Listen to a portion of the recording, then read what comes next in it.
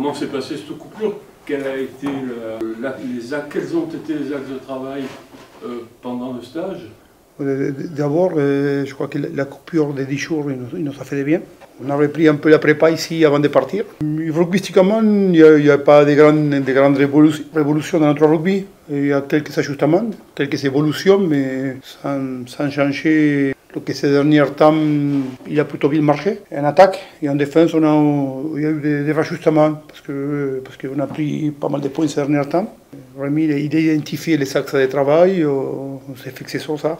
Après, c'était surtout faire incorporer un peu les blessés. Il y a des blessés de longue durée, des blessés de moyenne durée qui petit à petit commencent à se réincorporer et à essayer de connecter tout ça. C'était plutôt réussi. On a passé 4 jours ensemble et je crois que ça nous a fait de bien. C'était nécessaire ou c'est parce que l'année dernière ça vous avait porté chance? Je crois que cette année, dans la situation mathématique des championnats rugbystiques, au même moment de la saison, on est plus en place. L'année dernière, quand on part à Barcelone, on avait 66 points. Cette année, on a 67. L'année dernière, on sortait de 4 matchs très moyens. On avait pris 31-7 à Agen, on avait gagné 16-13 à Vannes, on avait pris 33-15 à Angoulême, et on avait gagné des chutes à Colombie. On avait pas mal de doutes rugbystiques. Ça nous avait permis de nous connecter, de fixer un objectif et de tracer un chemin. Cette année, on était un peu mieux rugbystiquement. Il fallait juste reconnecter les blessés qui revenaient des blessures. L'objectif, on l'avait. C'est tracer un chemin pour aller pour ces 7 derniers matchs. C'est ce qu'on a fait et maintenant on est dedans. On a un bloc de 7 matchs très très important. Je crois qu'on est prêt à les affronter. Ça commence dès vendredi à Valence. On sait que cette équipe joue bien au rugby, en mode du jeu, beaucoup de jeux. Ça va être déjà un premier gros test pour finir ce bloc. Qu'est-ce que t'attends de tes joueurs là-bas? J'ai en tête encore le match qu'on a fait avant Noël, dans lequel on menait 31-7 à la mi-temps. Et la deuxième mi-temps, on menait 31-12 à la mi-temps, 5-2, et on part de 12-3 à la deuxième mi-temps. La deuxième mi-temps, on n'a pas eu le ballon. Et je crois qu'en deuxième mi-temps, ils avaient eu 66% de possession de ballon. C'est une équipe qui joue très très bien avec les ballons. J'attends qu'on soit responsable de la conservation des ballons. Ça va être encore un match qui va rassembler à Colomiers, un match à la possession. L'équipe qui aura les ballons, c'est l'équipe qui va dominer. La conquête va être importante. Le match aller contre Valence, on avait fait 15 sur 15 en touche. Je crois qu'on avait récupéré 4 mêlées d'introduction adverse. On a fait un match sérieux en conquête. Il faut être discipliné, mais surtout, dès qu'on aura les ballons, il faudra le conserver. Parce qu'eux, ils sont capables de le conserver, d'enchaîner les temps de jeu, de mettre de la vitesse. C'est une équipe qui joue très bien au rugby, qui maîtrise son rugby. Ils sont pleins d'options dans son jeu. Collectivement, c'est une équipe forte en attaque. Plus on va en priver des ballons, plus on va se donner les moyens de faire une performance. Psychologiquement, c'est hyper important ce premier match de ce bloc, parce que bon, il y a une préparation particulière qui se fait. Non. C'est sûr qu'on va jouer contre une équipe qui joue sa peau, qui joue sa vie, une équipe qui joue le maintien. D'abord, il faudrait être présent au combat, mais c'est comme tous les matchs. Tous les matchs, dans ces championnats, les jours que vous n'êtes pas prêt à mettre d'abord 80 minutes de combat, c'est compliqué. La seule différence, c'est qu'on a eu la possibilité d'avoir à la place d'une semaine, plutôt une semaine et demie, 10 jours pour le préparer. Ça permet de rentrer plus dans les détails. Mais non, c'est un match important, comme le sera après Dax, comme sera après la réception des Bessiers, comme on va aller à Brive ou à Nice, ou les 2 derniers matchs à Biarritz ou Lyon. On sait très bien que chaque point va compter. Je crois qu'on a laissé des points en route. Un par-ci, un par-là, on a laissé des points en route. Il ne faut plus laisser des points en route. Dès qu'on aura la possibilité de prendre des points, il faudra les prendre. D'ici toute la fin de la saison, je crois que ça va être très important. Parlons un peu de l'arrivée de Yannick Liout, là. C'était indispensable, après la blessure de Josh, d'avoir un élément fort comme ça. Parle-nous un peu de son intégration, comment ça s'est passé. Ouais, surtout qu'il donne la possibilité, c'est en deuxième et troisième ligne. Vu la blessure de Guillaume, de Net, d'Anigan, ils ont rajouté.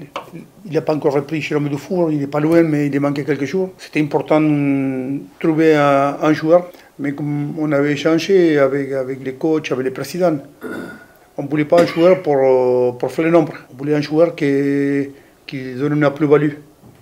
C'est le cas de Yannick. Et Yannick, quand j'avais échangé la première fois avec lui, pour moi c'était important qu'il vienne à Barcelone.